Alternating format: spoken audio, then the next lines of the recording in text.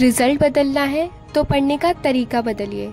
आज ही ज्वाइन कीजिए Simply Ayurveda, an authentic way to success. Please like, share and subscribe. अच्छा, हमने पढ़ लिया था पिछली बार कि चक्रपाणि ने कहा कि व्याधि जनक व्यापार ही क्या है, यही संप्राप्ति है। यानी संप्राप्ति में सब कुछ आ जाता है, निदान सेवन से लेकर और भेदावस्था तक, जब तक ये डिसाइड नहीं हो जाता कि साथ या साथ रोगों का क्या होना है, वो पूरा व्याधि जनक व्यापार है। ठीक मित्रों, पर संप्राप्ति में चूंकि पूरी प्रोसेस है, एक कंप्लीट प्रोसेस है, तो इसको इतने भर से समझना तो मुश्किल है। क्योंकि आप कहोगे मास्टर आपने बताया कि निदान पंचक के अंतर्गत पूरी रोग निदान आ जाती है, हम तो खुश हो गए थे, एक चैप्टर पढ़ के पूरा पेपर समाप्त हो जाएगा। मैंने कहा हाँ, बात तो सही है। तो मुझे बताइए कि जो हम ये पढ़ते हैं कि किसी व्याधि के इतने भेद हैं, हमें पढ़ते हैं कि उनकी संख्या कितनी है, कब किन दोषों की प्रबलता होती, कब किन दोषों की मंदता होती है, ये सब किसके अंतर्गत आता है, ये तो छूट ही गया। तो इसी बात को समझने के लिए हमें ये समझना पड़ेगा कि आचार संप्राप्ति के 6 भेद बताते हैं। आचार चरक संप्राप्ति के 6 भेद बताते हैं। आचार चरक के अनुसार संप्राप्ति कितने भेद होते हैं बेटा? 6 भेद होते हैं। ओके, ये लेकिन याद रखना बेटा कि माधव कितने भेद बताते हैं? 5 भेद बताते हैं। और ये क्वेश्चन इतनी बार पूछा गया है, हमें क्या बताऊं। या तो ये पूछा जाता है कि आचार्य चरक ने संप्राप्ति का कौन सा भेद नहीं माना है, या ये पूछा जाता है, सॉरी, आचार्य चरक ने कौन सा भेद अतिरिक्त माना है, या आचार्य माधव ने कौन सा नहीं माना है। ये आपको पता रहना चाहिए। ठीक मित्रों, ये बेहद जरूरी बात है।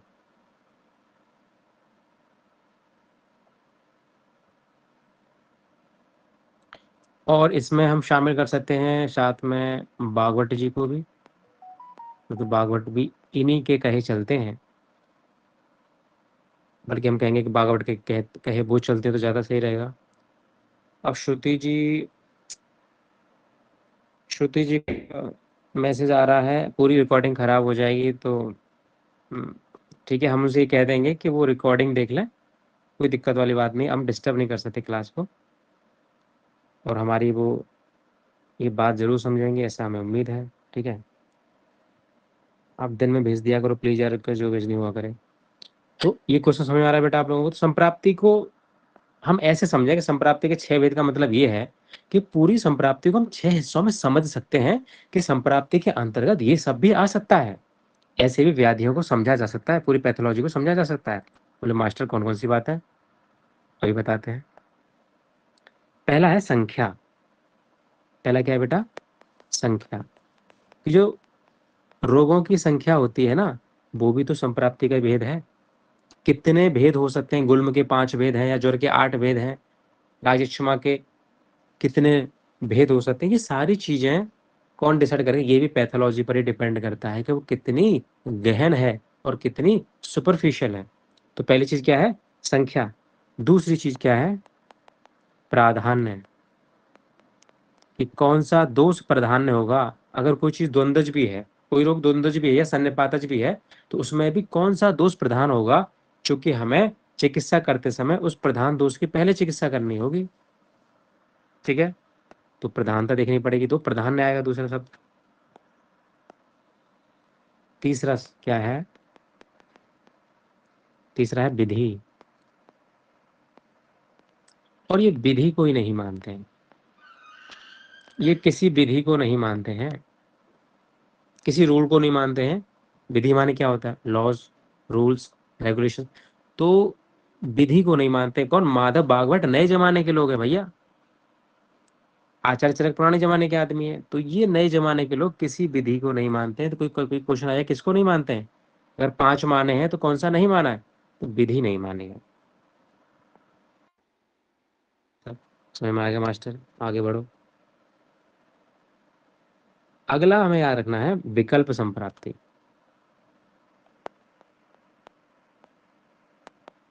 विकल्प संप्राप्ति कि दोषों द्वारा उनके गुण होते हैं, दोषों के अपने कुछ गुण होते हैं, और किस गुण की वजह से वो दोष प्रकोपित हो रहे हैं।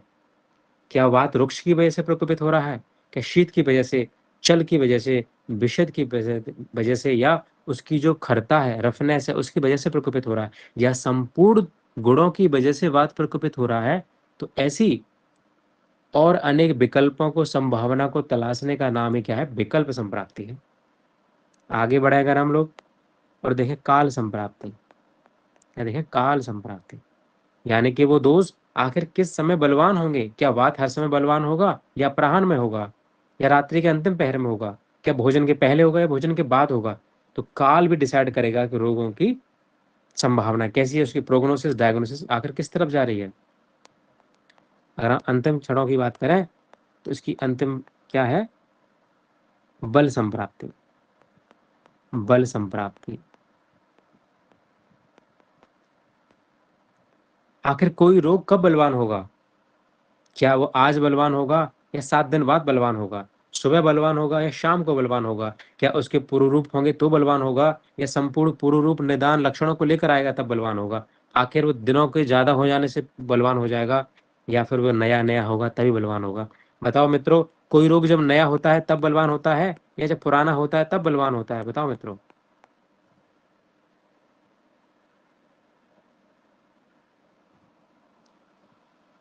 आपको मेरी बेटा आवाज आ जो पा रही है? पुराना होता है सर, जो पुराना होता है तब सर जो वेरी पुराना। गुड। जब पुराना होता है तब बलवान होता है। नया नया आदमी तो हर कोई पैम्पर करता है, नया नया आदमी कब ताकत दिखाता है?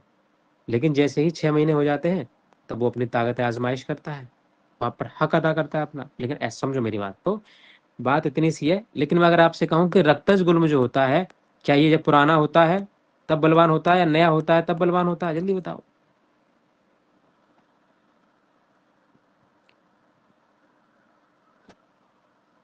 कोई बता पाएगा क्या? जो रक्तज गुल्म होता है, हद हो गई, तुम लोग पूरा निदान पढ़ चुके हो कुछ लोग फिर भी। नया नया सर। हाँ, रक्त वाला शांत हो जाता है, नया वाला ज्यादा बलवान होता है। यानी कि एक्सेप्शन है, मैं आपको एक्सेप्शन लिखाऊंगा।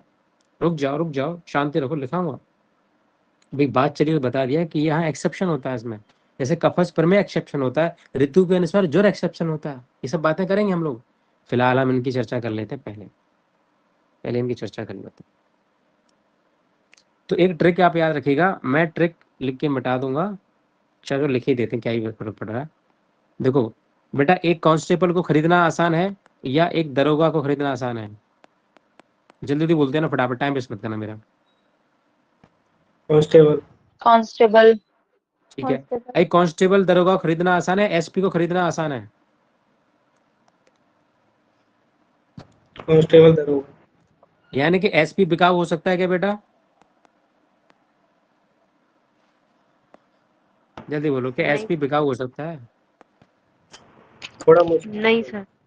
हाँ, बहुत अच्छी बात की डॉक्टर मोहित बोल रहे हैं कि मुश्किल है। यानी कि जो एसपी होता है बेटा, वो विधि से बिकाऊ होता है। प्रॉपर विधि लगती है उसमें, प्रॉपर विधि लगती है, ऐसे आराम से बिकाऊ नहीं होता है वो। समझो इस बात को। जो एसपी होता है वो विधि से बिकाऊ होता है।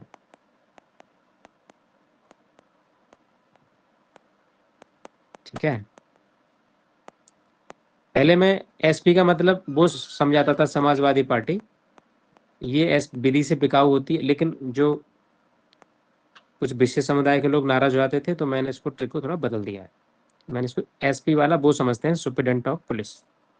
कोई बात, हमारा काम हो जाना चाहिए बस। तो एसपी विधि से बिकाऊ होती है, या होता है, सॉरी। तो एस का मतलब बेटा संख्या है यहाँ पर, ठीक है।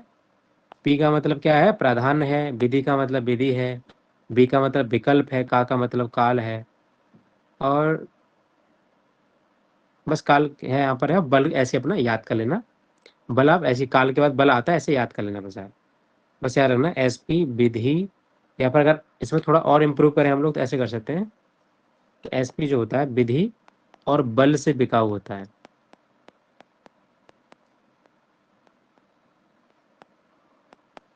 बताओ बेटा, काम चल जाएगा नहीं चल जाएगा? याद रहेगा आपको, क्योंकि लिखना होता है यूजी में पूरा डिटेल, तो हमें ट्रिक से याद रखना पड़ेगा। एक में छोड़ देंगे हेडिंग तो हमारा क्वेश्चन पूरा अधूरा रह जाएगा। ये जो है बेटा यूजी पीजी दोनों के लिए क्वेश्चन इंपॉर्टेंट है। आगे बढ़ सकते हैं बेटा, बताओ आगे बढ़ सकते हैं क्या हम लोग? जल्दी बोलो। जी sir. Very good very good. संख्या हेडिंग डालते हैं, देखते हैं संख्या क्या होती है। याद रखना बेटा, ये अन्वय रहित होता है। संख्या क्या होती है? अन्वय रहित। पैथोलॉजी का ज्ञान क्या होता है? संख्या होता है अन्वय रहित।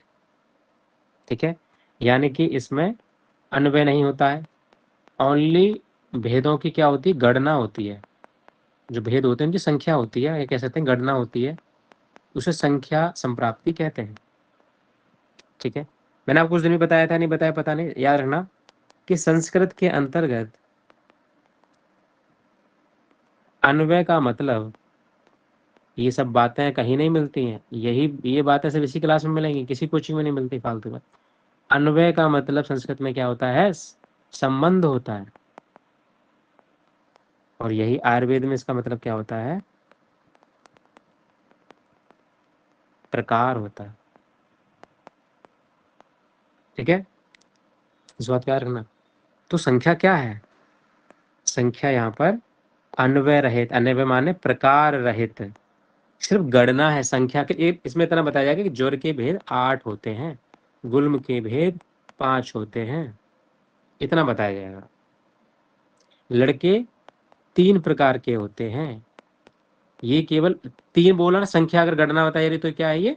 ये संख्या है, ये संख्या है। लेकिन जब ये बताया जाए कि लड़के 3 प्रकार के कौन कौन से होते हैं, बताओ बेटा मोहित, लड़के 3 प्रकार के कौन कौन से होते हैं, जल्दी बताओ।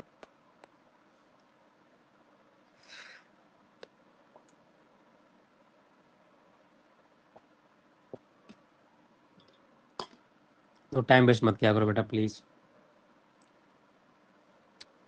डॉक्टर ड्यूटी ऑफ, आप बताओगे?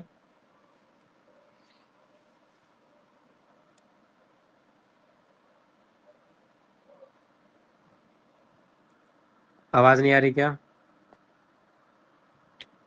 चलो मैं बता देता हूँ। हाँ बताओ बताओ। दो 3 प्रकार के होते हैं लड़के, बेस्ट, बेस्ट एंड बेस्ट। ठीक है, तो ये जो हमने 3 प्रकार बता दिए उनके, ये है क्या? ये है विधि संप्राप्ति। ओके, संख्या की बात करते हैं अगर हम लोग, तो ये होते क्या? ये होती संख्या। भाई हमें अगर भेद बता दिए, नाम भी लिख दिए उनके, तो हो जाएगी ये विधि संप्राप्ति। तो इन दोनों में अंतर है, ये अक्सर बायबम पूछ लेता है आपसे, ये दोनों में क्या अंतर है। आगे बढ़ते हैं हम लोग, आगे बढ़ते हैं। बुरा मत मानना, कभी भी लड़कों की तारीफ भी करने दिया करो मुझे, ठीक है। एग्जाम्पल लिख लेते हैं यहाँ पे, थोड़ा सा एग्जाम्पल दूसरे पेन से लिखते हैं।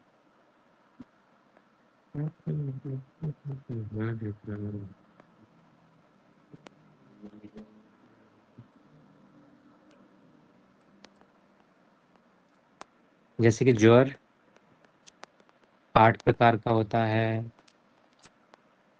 और लिख लेते हैं गुल्म 5 प्रकार का होता है। वैसे गुल्म और भी प्रकार का होता है, हम अच्छा चल के अकॉर्डिंग बात कर रहे हैं, ठीक है, बागवट के अकॉर्डिंग बात नहीं कर रहे हैं फिलहाल। दूसरी अपनी कौन सी है? दूसरी है प्राधान्य, प्राधान्य संप्राप्ति।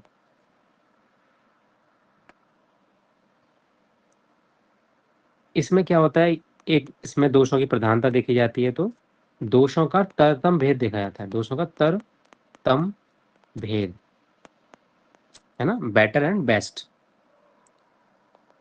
दोषाणाम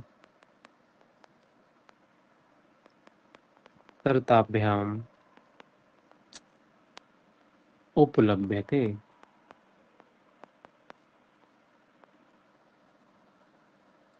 जैसे कि हम द्वंद्वज जब रोग होते हैं, द्वंद्वज, जैसे मान लो वातज पित्तज, वातज कफज और पित्त कफज, तो द्वंद्वज में तर का प्राधान्य देखा जाता है कि तर कौन सा है, प्राधान्य, यानी कि बेटर कौन सा है भाई। और सन्निपातज में क्या किया जाता है? सन्निपातज में तम का प्राधान्य देखा जाता है। अरे भाई हट जा।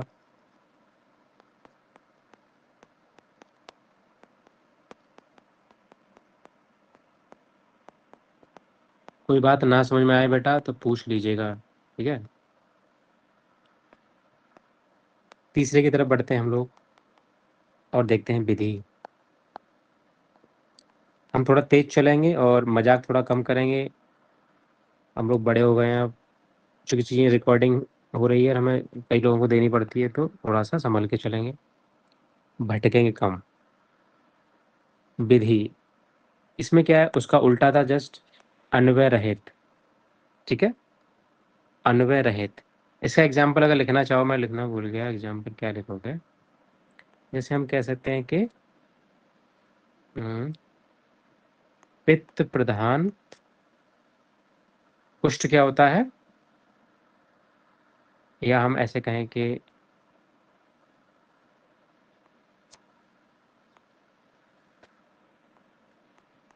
राजयक्षमा कफ प्रधान त्रिदोषज व्याधि है।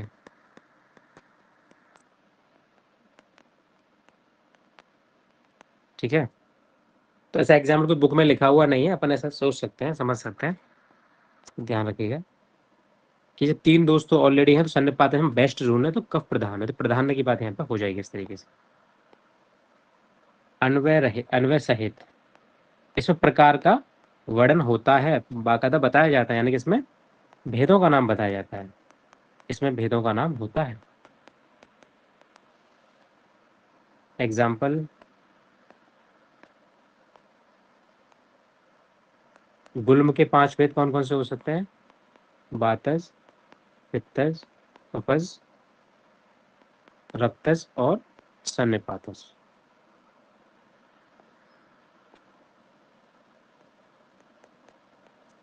नेक्स्ट बात करते हैं हम लोग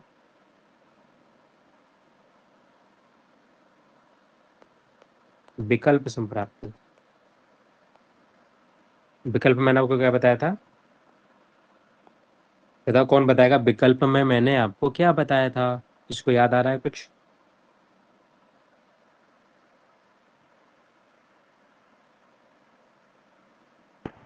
नहीं, सर जैसे कि बात अपने रोक्ष गुण के कारण प्रकोपित हुआ है, वेरी गुड, सारे गुण। Very good, very good.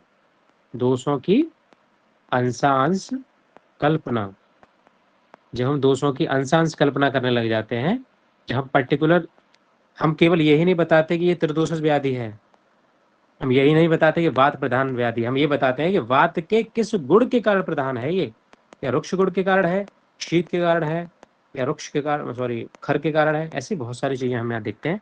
तो जब उनके विकल्पों की बात होने लगती है और ऑप्शन की बात होती है और डीप में जाते हैं हम और गहन अध्ययन करते हैं, तब अंशांश कल्पना की बात चलती है। ठीक है, दोषों की अंश अंश कल्पना, fractional by fractional, fraction by fraction, अंश अंश, इसको संधि करेंगे तो अंश अंश कल्पना याद रखना, टुकड़े टुकड़े। ठीक है मित्रों, इसको क्या कहेंगे बेटा, इसको विकल्प संप्राप्ति। हाँ, एग्जाम्पल क्या ही लिखोगे आप लोग इसमें, इस एग्जाम्पल ऐसे लिख लो कि वात का प्रकोप, ठीक है, बात के, यहाँ से लिख लो, बात के प्रकोप में उसके गुणों की तरह से व्याख्या समझ सकते हैं, या व्याख्या सरल शब्द नहीं है तो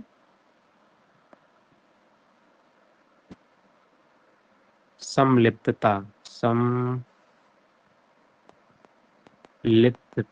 ये ज्यादा सही शब्द है।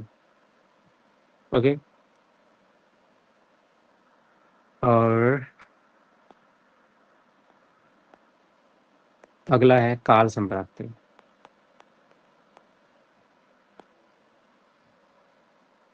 तो काल के द्वारा क्या समझे हम लोग, जैसे काल के द्वारा हम समझ सकते हैं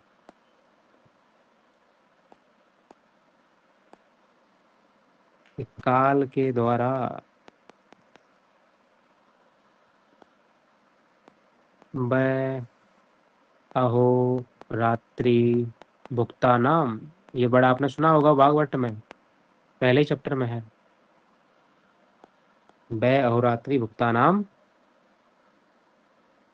तो कब कब, आदि मध्य और अंत में,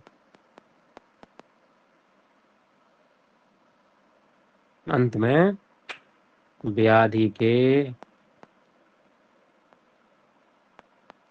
उत्पत्ति या वृद्धि द्वारा दोष विशेष का निर्धारण करना, ये क्या हो जाएगी, काल संप्राप्ति हो जाएगी।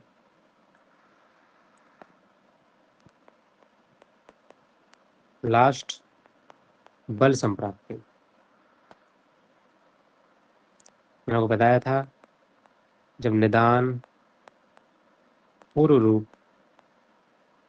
और रूप की संपूर्णता हो, कोई भी व्याधि बलवान कब होगी, किन कंडीशन में होगी, जब निदान, पूर्व रूप और रूप की संपूर्णता हो, या फिर अल्पता हो। अल्पता के कारण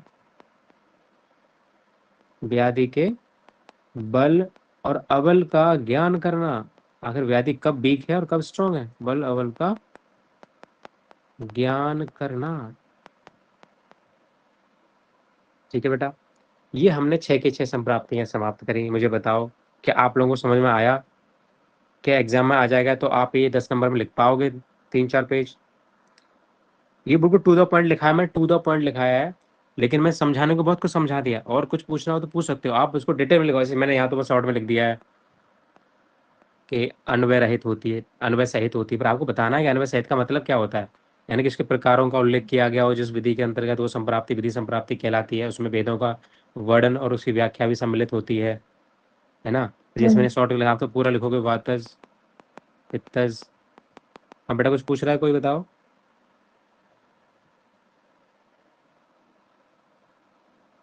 क्या हम बेटा आगे बढ़ सकते हैं क्या?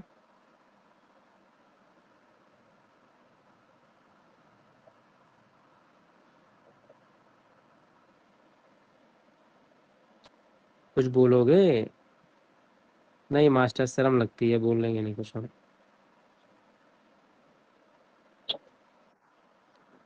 कुछ तो बोलो, आगे बढ़ सकते हैं बेटा। जी सर। ओके जी सर। ठीक है, हमने पूरी तरीके से सब निपटा लिया ना। निदान हो गया, रूप हो गए, रूप हो गए, संप्राप्ति उपशय, सब निपटा लिया ना। कुछ रह गया बताओ, निदान पंचक में क्या कुछ रह गया है मित्रों, बताओ फटाफट से। सर रूप हो गया, संप्राप्ति हो गई, उपशय हो गया। क्या कह रहे हो बेटा, आवाज नहीं आ रही आपको, थोड़ा क्लियर बोलिए।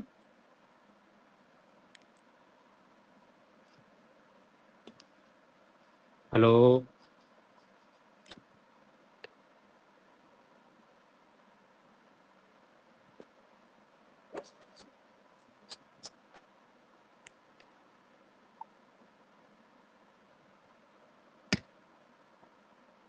ओके, नेक्स्ट हेडिंग इज व्याधि।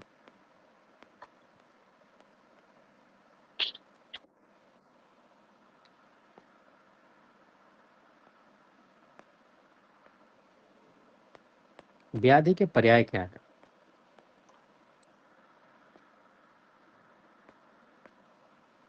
व्याधि के पर्याय,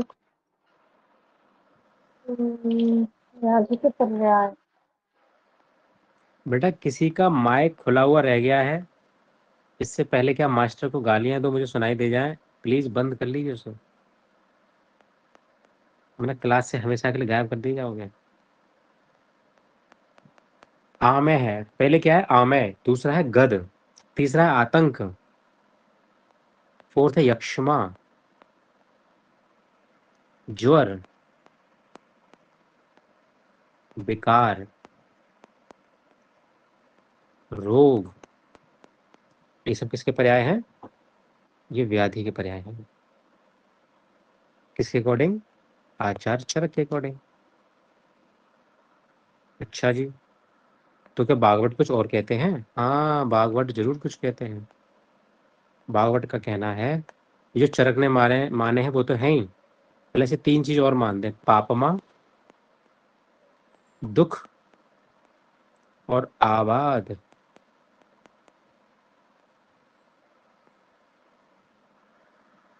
ठीक है मित्रों, व्याधि क्या है?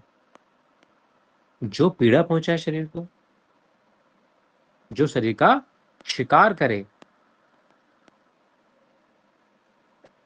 तो आमय कहते हैं इसको, गद कहते हैं इसको। ये आतंक है, ये अक्षमा है, ये सिंड्रोम है, ये ज्वर है, क्योंकि ये ताप उत्पन्न करती है शरीर मन में। ये विकार है, ये विकृति उत्पन्न करती है नॉर्मल कंडीशन में। ये रोग है, ये रुख को उत्पन्न करती है, रुख माने पीड़ा को उत्पन्न करता है। यानी कि ये व्याधि के सब पर्याय हैं। भागवत एक कदम आगे बढ़ते हैं, कहते हैं पापमा है, ये पापों को प्रणाम है, ये दुख है, ये हमारे नेचुरल फंक्शनिंग में बाधा है। और हमारे नेचुरल फंक्शनिंग क्या होती है मित्रों? जीवन के मूल क्या है हमारे? कौन बताएगा? हम क्या प्राप्त करने आए हैं यहाँ पे? आरोग्य मूलम, है ना? आरोग्य मूलम उत्तमम है ये। और इसी में रुकावट कौन कर रहा है? यही, ये बाधा उत्पन्न कर रहे हैं रोग, इसलिए से आबाद भी कहते हैं। तो भैया देखो, ये तो यूजी का मैटर है, पढ़ लेना। ये वाला थोड़ा पीजी का है, भागवत का पूछ लेता अलग से, भागवत ने क्या अलग माना है। पापमा, दुख, आबाद। ठीक है, ट्रिक बनाना चाहो बना लेना, अपने क्या ही जरूरत है बनाने की, ये डायरेक्ट भी याद रहेगा। आबाद, पापमा, दुख। Okay, very good. अब आगे बढ़ते हैं थोड़ा सा।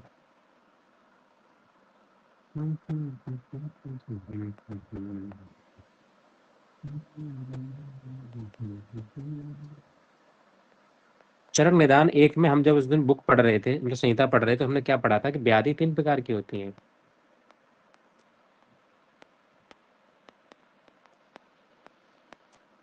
और उसी दौरान हमने देखा था एक कॉन्सेप्ट कि यहाँ पर आचार्य चरक की चालाकी करते हैं और पहले वात पित्त कफ न बोल के बोलते हैं आग्नेय, देन सौम्य यानी कफज, देन वायव्य यानी कि वातज। और इसका कारण भी आप लोगों को बताया था। क्या महत्ता है बेटा यहाँ पर इस क्रम को पलट देने की? वात पित्त कफ न कह के यहाँ पित्त कफ और वात कहने की क्या वजह है बेटा? कौन बताएगा? सर क्योंकि सर, ज्वर दोषों का की वर्णन प्रधानता। करना है। क्योंकि जोर का वर्णन करना है उन्हें आगे, और वहां पर पित्त की प्रधानता रहेगी, और वहां कफ स्रोत अवरोध करके संप्राप्ति में महत्वपूर्ण योगदान देगा, और वायु तो केवल एक साधन मात्र रहेगी। चलिए, बहुत अच्छी बात, आप लोगों को समझ में आई। और ठीक उन्होंने उसी श्लोक की एक लाइन में बोला था कि पुनः 2 प्रकार की होती है व्याधि। कौन कौन सी? राजस और तामस। याद है मित्रों आप लोगों को? और मैंने बताया भी था कि ये यूपी पीएससी 2018 का क्वेश्चन था। दोनों ही क्वेश्चन इस चैप्टर से उस साल 2 क्वेश्चन पूछे गए थे। देखिए, हर किसी का अपना अपना दृष्टिकोण होता है। जो इंसान दिव्य पेय को हाथ नहीं लगाता है, वो कहता है कि अरे यार, कभी तो होश में रहा करो, हमेशा नशे में रहने से तुम क्या ही महसूस कर पाते हो? ये ठंडी बहती हवाएं, ये हिलते हुए पत्ते, या आसमान में सितारे, कभी महसूस करो कितने अच्छे लगते हैं। क्या हर समय तुम पिए रहते हो? देखिए, पीने वाला कहता है कि होश में रह के तुम क्या ही कर लिया तुमने जिंदगी में, बस सो जाते हो, बेहोश हो जाते हो। नींद तो ऐसी चीज है, जिंदगी और मौत का फासला ही खत्म कर देती है। सोने के बाद किसे याद रहता है कि तुम कितने स्मार्ट हो, कितने हैंडसम हो, कितने अमीर हो, कितने गरीब हो, और कितनी है तुम्हारी, ठीक है। तो इसलिए उसका अपना कॉन्सेप्ट है। वो कहता है कि अरे तुम क्या ज़िंदगी में ऐसे कुछ करते नहीं हो, क्योंकि खाना तो खाना तो कौन खाना तो जानवर भी खाते हैं मित्रों, और जानवर शराब नहीं पीते। तो ऐसा कुतर्क करता है पीने वाला, कभी पी के देखो, खाना तो जानवर भी खाते हैं। तो वो कहता है कि कभी पी के भी रात गुजारो, कभी पी के भी रात गुजारो, बड़ा मजा आता है। तो याद रखना इस बात को, थोड़ा सा याद रखना इस बात को। पहले पित्तज बताया आचार्य ने यहाँ पर, फिर कफज बताया, फिर वायव बताया, फिर राजस बताया, तामस बताया। इस सीक्वेंस याद रखना। क्वेश्चन 18 में आया तो फिर रिपीट होने के बहुत चांसेस है इसमें। तो याद रखना, कभी पी के भी रात गुजारो।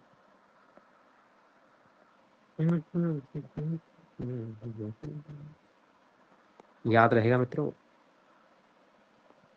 पी के भी रात गुजारो। चलो ठीक है, बहुत अच्छी बात हमने बताया और आपने समझ लिया, वेरी गुड। लेकिन यहाँ पर जैसे रोगों का वर्णन है, प्रकार का वर्णन है, ऐसा क्वेश्चन कई बार यहाँ से ही पूछा गया है। चरक विमान 6 से, चरक विमान 6 से भी क्वेश्चन पूछा गया कई बार।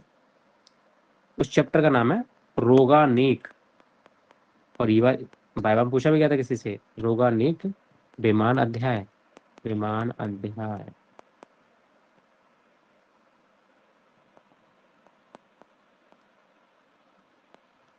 इसमें एक्चुअली पंचविध द्वंद्व का वर्णन किया गया है।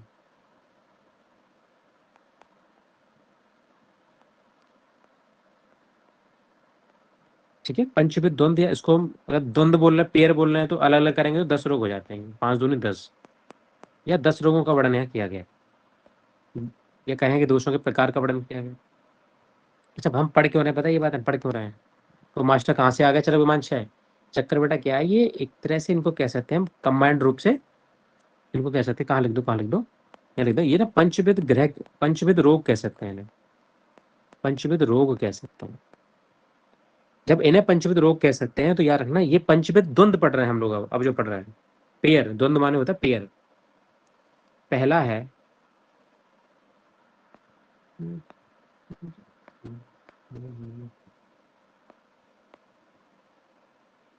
पहला है बेटा प्रभाव भेद से, प्रभाव भेद से। प्रभाव भेद से रोग कितने प्रकार के होते हैं? 2 प्रकार के होते हैं, ठीक मित्रों।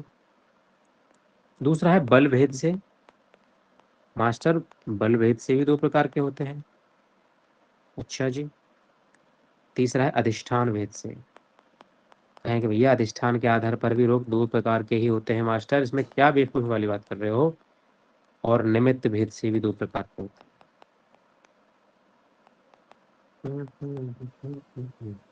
हैं, और आशय भेद से भी 2 प्रकार के होते हैं, ठीक है।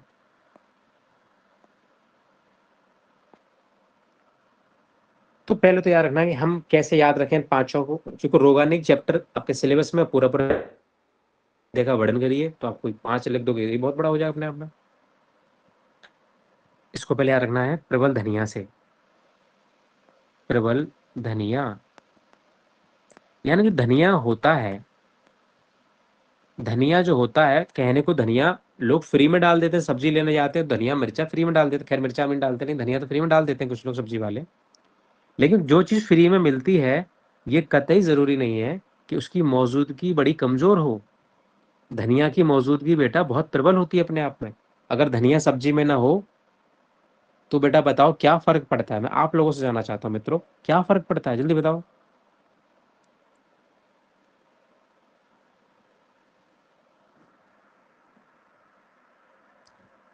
आप अगर इतनी देर लगाओगे रिप्लाई करने में तो मज़ा नहीं आएगा। समझ रहे हो हम क्या कहना चाह रहा हूँ? आपको एक्टिव होकर बैठना पड़ेगा, माइक ऑन कीजिए और बोलिए,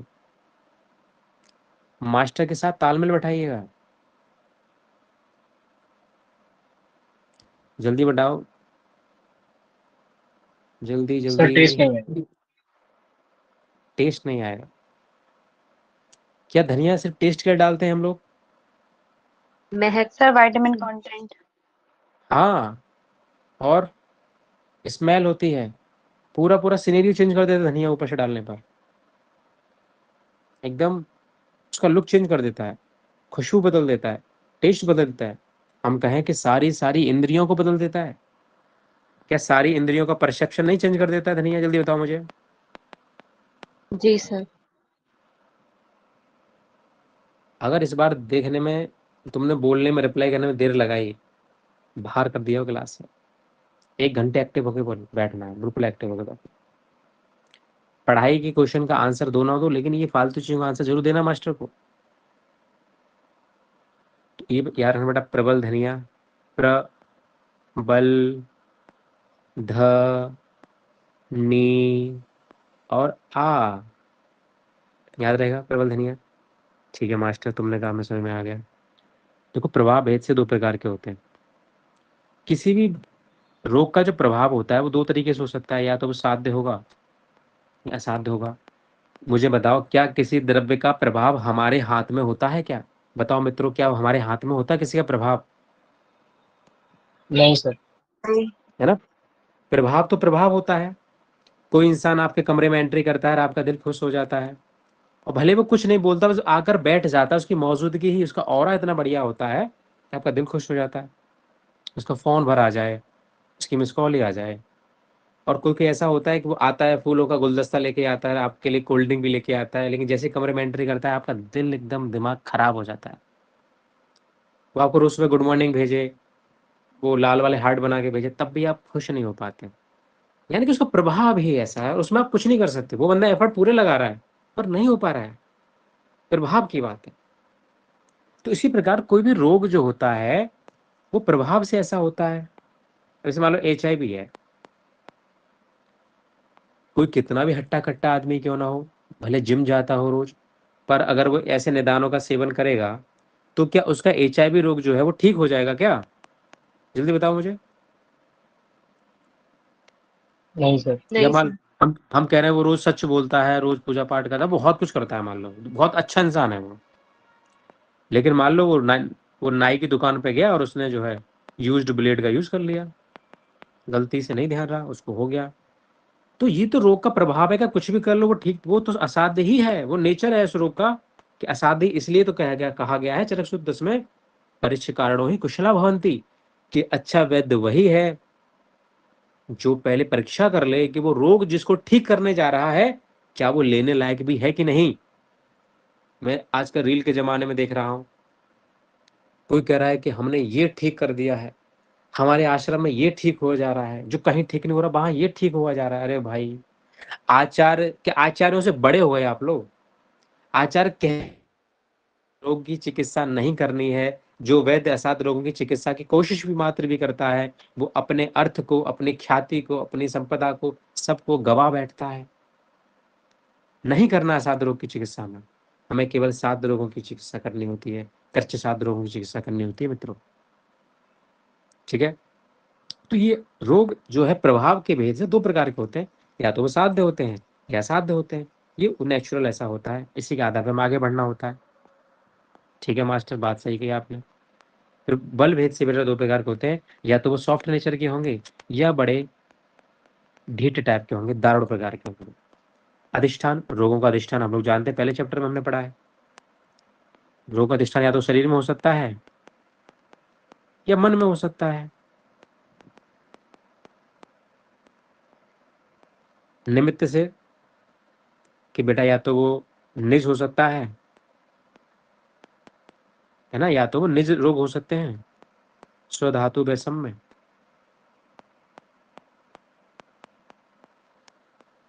और या फिर वो आगंतुक हो सकते हैं।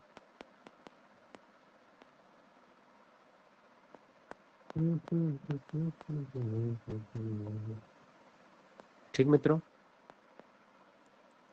आशय भेद से या तो वो आमाशय समुद्र हो सकते हैं, या तो वो आमाशय से उत्पन्न रोग हो, या फिर वो पक्वाशय से उत्पन्न रोग हो सकते हैं, यानी वातज प्रकृति के हो सकते हैं मोस्टली। ये बेटा, तो ये 5 भेद हैं इस प्रकार से। कंफ्यूज बिल्कुल नहीं होना बेटा। देखो यह अधिष्ठान है। क्या शरीर कोई आशय है? क्या मन कोई आशय है मित्रों? आशय का मतलब क्या होता है? आप अगर शारीर रचना पढ़े हैं, एनाटॉमी पढ़े हैं, तो बताओ आशय का मतलब क्या होता है? सर जहाँ पे दोष रहते हैं उसे ही आशय कहते हैं। हाँ, इसलिए आशयों का वो अलग से वर्णन किया गया है। तो ये अधिष्ठान है, ये शारीरिक और मानसिक की बात होगी यहाँ पर। और आशय में आमाशय समुद्र और पक्वाशय समुद्र की बात होगी। तो बेटा कंफ्यूज नहीं होना एग्जाम में, जब भी पूछा है अधिष्ठान वेद से कौन से होते हैं? दो। आशय वेद से तो ये आमाशय पक्वाशय, दैट्स इट।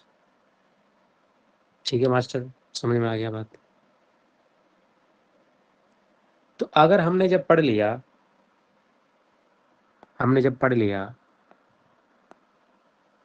कि मास्टर ये पंचविध रोग होते हैं, और आपने इसी की रायम बना के बता दिया पंचविध द्वंद्व भी होते हैं।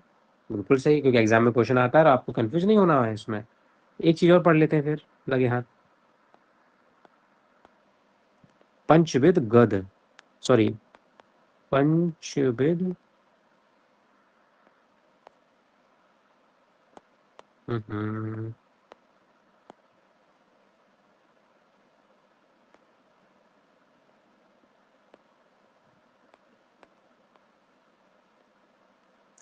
ग्रह, ये क्या होता है मास्टर? कौन बताएगा पंचविध ग्रह क्या होते हैं?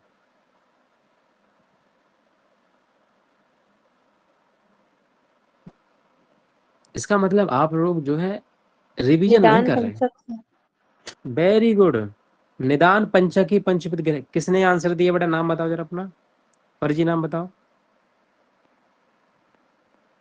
साक्षी। फर्जी नाम बताओ। ये फर्जी नाम बताओ। निदान पुरुरूप, रूप, उपशय और संप्राप्ति। संप्राप्ति, ये पांच जो भेद है निदान पंचक को पंचविध ग्रह कहते हैं। ठीक है, तो क्वेश्चन कई बार नामों को बदल बदल के, वैसे मैं आपको एक जगह कंपाइल कराऊंगा सारी चीजें। ठीक है, ये पंचवेद चतुर्वेद त्रिवेद वाले सब कंपाइल किए जाएंगे एक साथ। फिलहाल चूंकि हम मूल संहिता पढ़ रहे हैं तो इसे एक एक करके देखते रहेंगे, साथ साथ कंपेरेटिव पढ़ते रहेंगे। ठीक है भैया, बहुत बढ़िया बात, बहुत बढ़िया, आप लोग अच्छा पढ़ रहे हैं।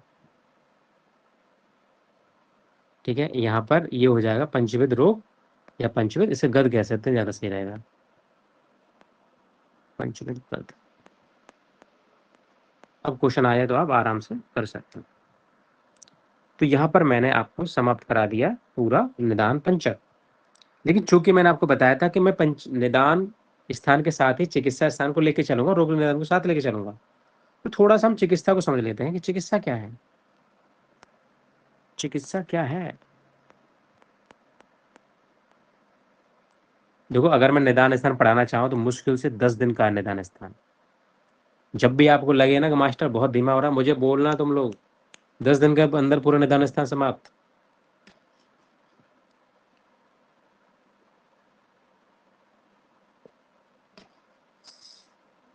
समझ रहे हो?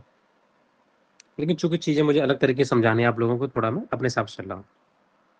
इसलिए मैंने कहा है कि ये जो बैच है इसमें केवल और केवल 2021 बैच ही एनरोल हो सकता है, क्योंकि मुझे पता है कि इसका सिलेबस कब खत्म कराना है, पीजी के हिसाब से, यूजी के हिसाब से, हर चीज से।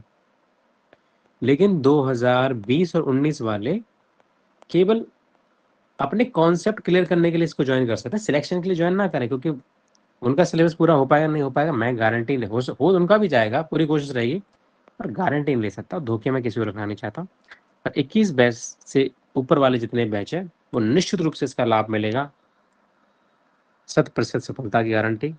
आइए आगे बढ़ते हैं। तो चिकित्सा शब्द जो है बेटा, ये किससे बना है? ये कित रोग अपनयन, कित रोगा अपनयने, अपनयने धातु से बनता है।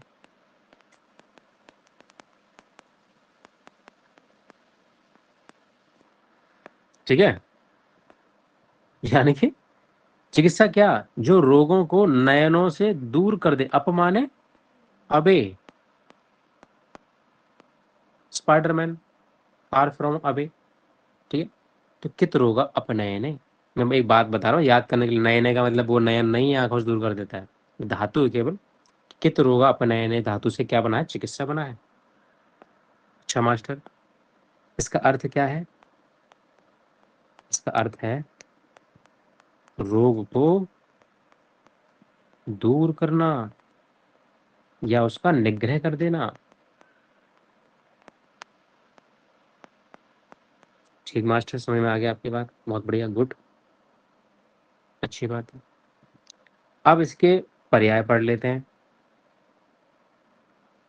पहले मैं कुछ और चीजें लिखा देता हूँ आप लोगों को ना, कुछ और चीजें लिखा देता हूँ।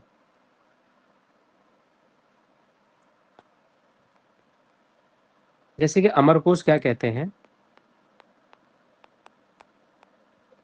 अमरकोश कहते हैं कि इसकी निरुक्ति है चिकित्सा रुक प्रतिक्रिया, चिकित्सा रुक प्रतिक्रिया। इसकी परिभाषा भी है, निरुक्ति भी है।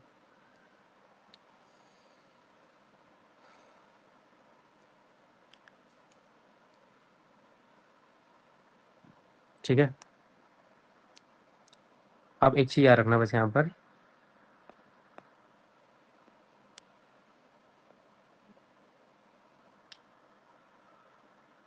कि चिकित्सा क्या है। रुक माने है पीड़ा, रुक माने बताया आपको मैंने, पीड़ा, दर्द, बेचैनी,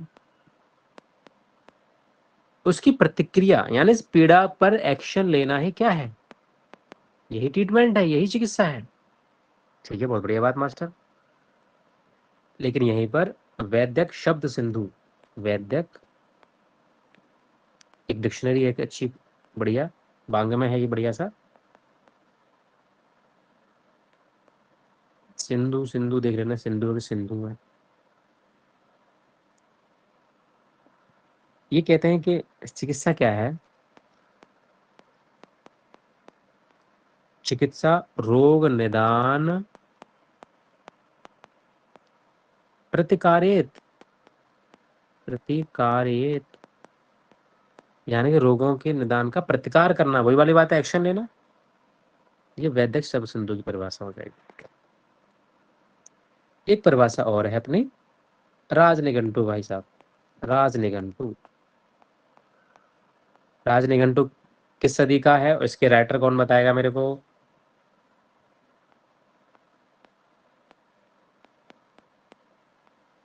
चिकित्सा तत्प्रतिकार, वेरी गुड, 17वीं सदी। राइटर कौन है,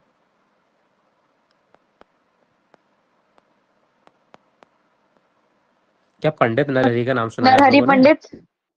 वेरी गुड। क्या टीचमेंट पर आवाज बहुत देर में पहुंच पाती है क्या आप लोगों तक, ऐसा कुछ इशू है यहाँ पे?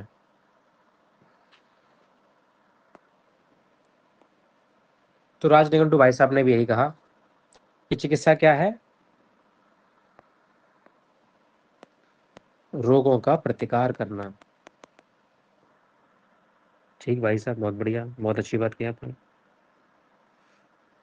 अब मैं एक बात बताऊं आपको, जो बताना चाहता हूं,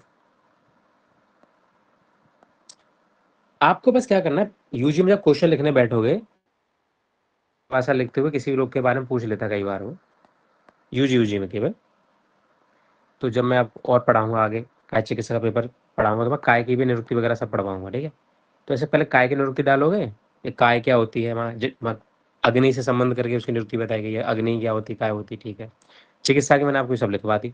तो जनरली लोग क्या करेंगे, केवल ये लिखेंगे और इसके लिखने के बाद तुरंत वो आगे बढ़ जाएंगे और पर्याय लिखेंगे किसके, चिकित्सा। ये 3 चीजें बस मैंने आपको लिखवा दी हैं कि आप एक नजर डाल लें इस पर। और जितने टॉपर टाइप के लोग हैं वो भी इसको लिख दें एग्जाम में, तो और अच्छी बात है भाई, जितना तो तुम लोग लिख पाओ। टॉपर्स का तो कोई ईमान धर्म होता नहीं, वो कुछ भी लिख सकते हैं एग्जाम में, उनका काम ही होता है हम जैसे लोगों को फ्रस्ट्रेट करना, नीचा दिखाना। तो तुम लोग इसको जरूर पढ़ सकते हो, पूरा याद कर सकते हो। और सिंपल सिंपल सी चिकित्सा रोग प्रतिकारा, चिकित्सा तत्प्रतिकारा, चिकित्सा रोग निदान प्रतिकार, है तो सिंपल सी बात, लेकिन इसको सब लोग याद नहीं करेंगे। इसके बाद सीधा आप कहाँ आएंगे, आप आएंगे सीधा पर्याय पर। ठीक है, तो पर्याय कहाँ बताए हैं आचार्य ने? चरक चिकित्सा के पहले ही चैप्टर में बताए। ठीक है, चरक चिकित्सा के पहले ही चैप्टर में बताए, और इतना सुंदर एक श्लोक वर्णन किया है, सबको याद होना चाहिए कायदे से। तो कहते हैं कि चिकित्सितम व्याधिहरम,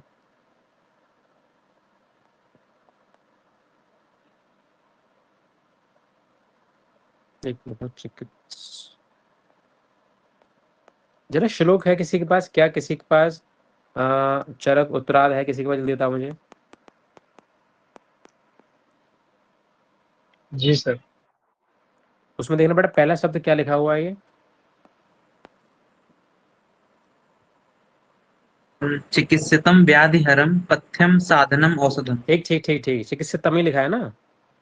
जी सर। एक्चुअली यहाँ नोट्स में गलत लिखा हुआ है, वो चिकित्सा वर्ड लिख गया है, चिकित्सितम, इसलिए याद रहना चाहिए, तो आपको गलती पकड़ने में आसानी होती है। चिकित्सितम व्याधिहरम पथ्यम साधनम औषधम। बड़ा सुंदर श्लोक है। प्रायश्चितम, प्रायश्चितम प्रशमनम, प्रशमनम प्रकृति स्थापनम और हितम। ये सब के सब क्या है बेटा? पर्याय है। ठीक है, ये पर्याय किसके हैं? औषध के, या बोले भेषज के पर्याय हैं। ये भेषज कल्पना में भी लिखने होते हैं आपको उस पेपर में भी, और चरक में भी लिखने होते हैं, और काय चिकित्सा में भी लिखने होते हैं। कई जगह क्वेश्चन बनता है ये वाला, तो आपको हर जगह ये 9 के 9 लिखने होते हैं। ये 9 कितने संख्या में? 9 है। मास्टर कौन कौन से हैं 9? देखो, पहला है चिकित्सा, दूसरा है व्याधिहर, सौंधिहर नहीं, ये है व्याधिहर। पथ्य भी चिकित्सा को ही कहते हैं। क्या साधन कह सकते हैं चिकित्सा को? बिल्कुल कह सकते हैं मास्टर। क्या औषध कह सकते हैं? वो तो कहते ही हैं, इसमें क्या बात।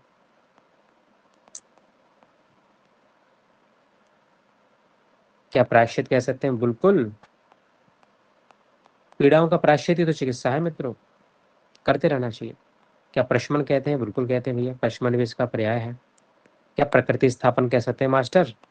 बिल्कुल भैया, देखो विकृति होती है, रोग क्या है? एक तरह का विकार है। हमने पढ़ा था ऊपर के विकार रोग का पर्याय है, तो हमने पढ़ा था यहाँ पे, आज हमने पढ़ा था कि विकार क्या है? रोग का पर्याय है। तो जब विकार रोग का पर्याय है, तो प्रकृति स्थापनम क्या इसकी चिकित्सा हो सकती है? बिल्कुल हो सकती है मास्टर, क्यों नहीं हो सकती? प्रकृति स्थापन और हित, हित भी क्या है? चिकित्सा का पर्याय है। कितने हो गए भैया? फिर खत्म कर लो, चलो चलो गिन लेते हैं फटाफट से। 1 2 3 4 5 6 7 8 9। ठीक है, 9 हो गए अपने पास।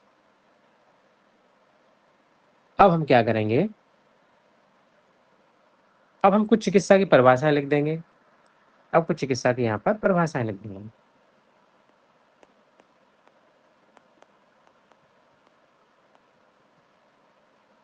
तो पहले तो बड़ी सस्ती वाली परिभाषा लिखते हैं, बड़ी सभी विद्यार्थियों को प्रिय है, बड़ी छोटी सी है।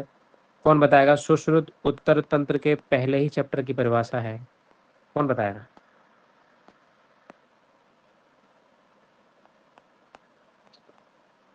संक्षेपतः क्रिया योगो निदान परिवर्जनम, निदान परिवर्जनम।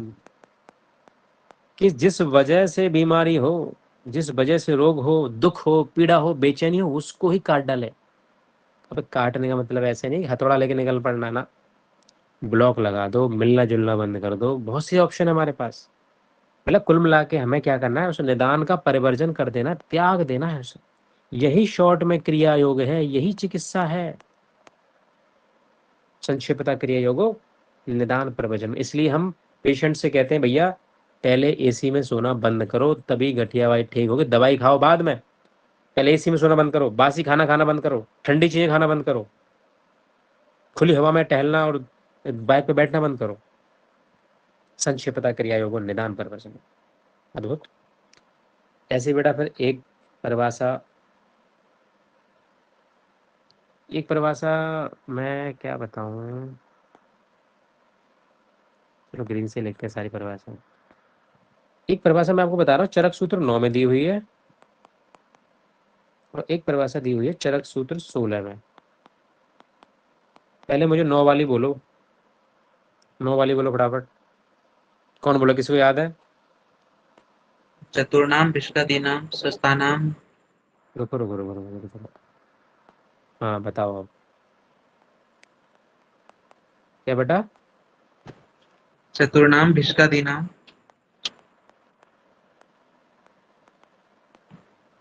हाँ स्वस्तानाम धातु वैकृते।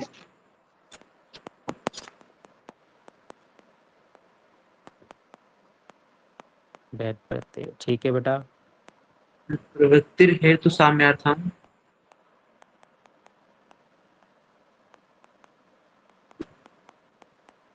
ठीक है। सर लास्ट वर्ड याद नहीं आ रहा। चतुर्णाम भिष्कादीनाम स्वस्तानाम धातु वैकृते प्रवृत्ति हेतु साम्यार्थः चिकित्सा इति अभिधेयते। चिकित्सा इति अभिधेयते। अब देखो उसकी संधि करके कुछ और बन जाएगा, मैं तोड़ तोड़ के बता रहा हूँ। अभिधेयते चरक सूत्र, सॉरी मैं 16 लिखना भूल गया। चरक सूत्र 16 की परिभाषा कौन बताएगा मेरे को?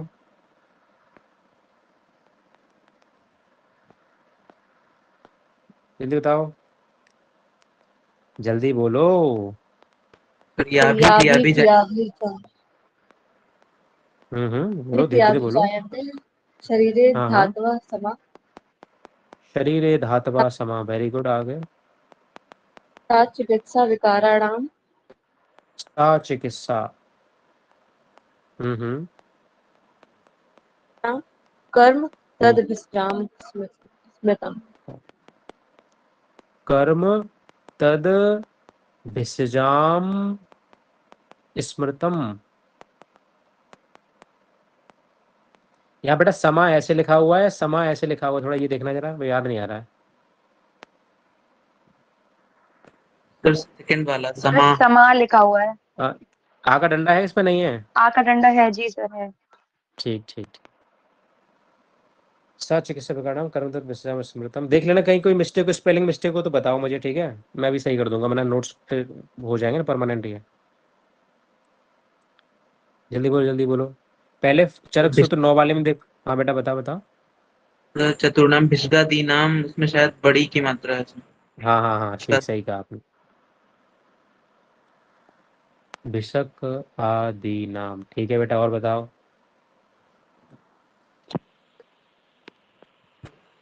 प्रवृत्ति के बाद विसर्ग होगा।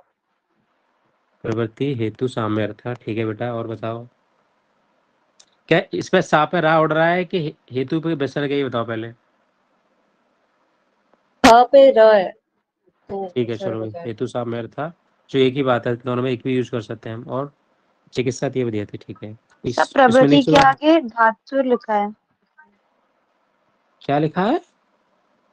अच्छा सॉरी सॉरी सॉरी, ओके, ठीक ठीक ठीक। प्रवृत्ति धातु साम्यर्थ ये लिखा है क्या?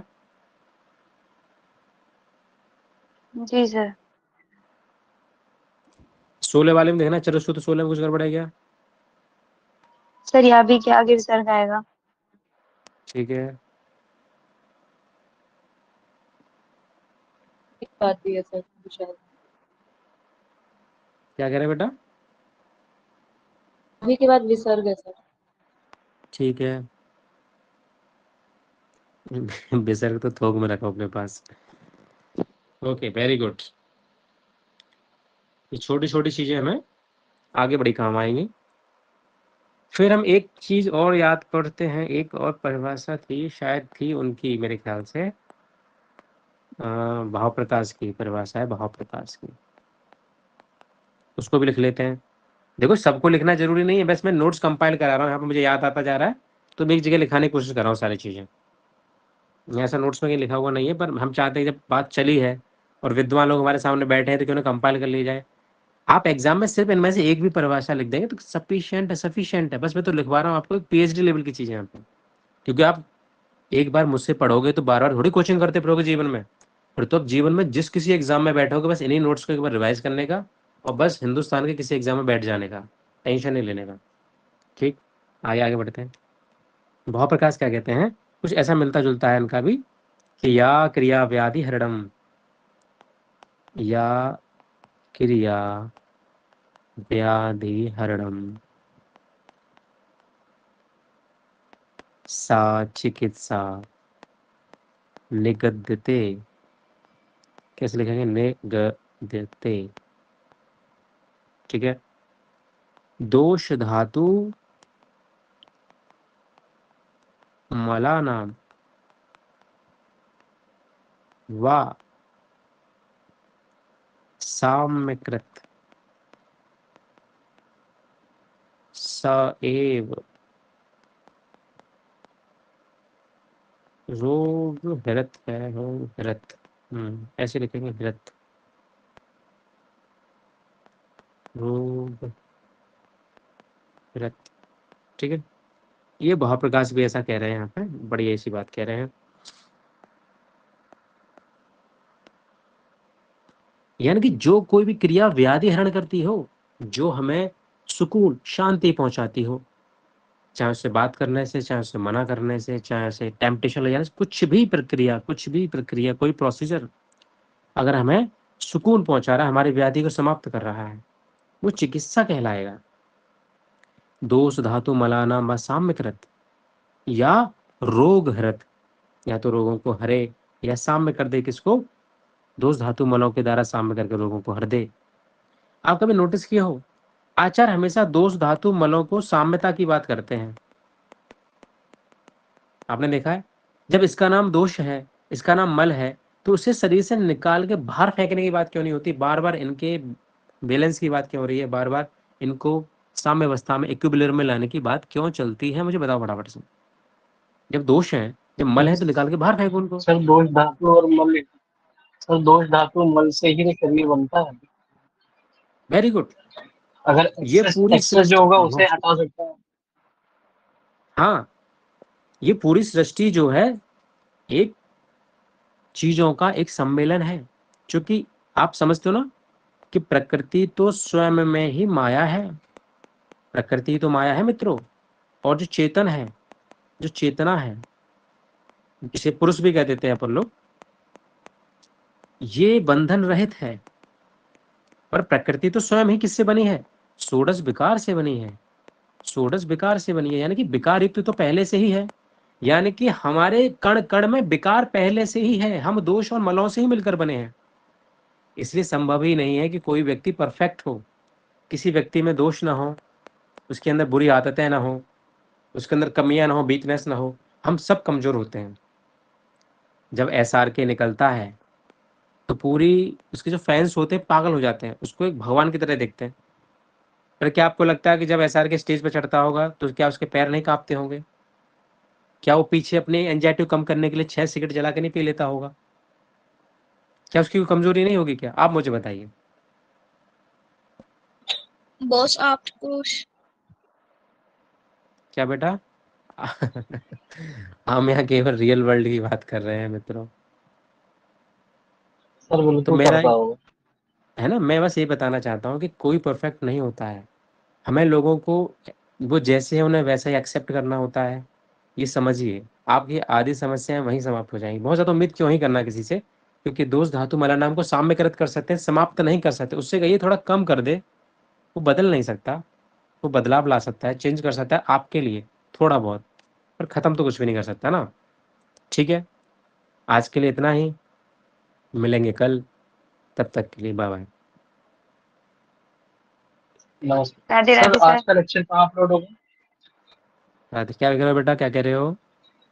सर आज वाला लेक्चर कहाँ अपलोड होगा सर? ये बेटा टीचमेंट पे ही रह गए, और आप अगर ऐड हो चुके हैं टीचमेंट में तो आप हमेशा कितनी बार भी देख सकते हैं उसको यहाँ पर। अच्छा जी। हाँ, नमस्ते तो बाकी बाकी मृदुल तिवारी डिसाइड करेंगे उन्हें यूट्यूब पे अपलोड करना है नहीं करना है, पर मैं तो इतना ही कर सकता हूँ। ठीक है बेटा, बाय।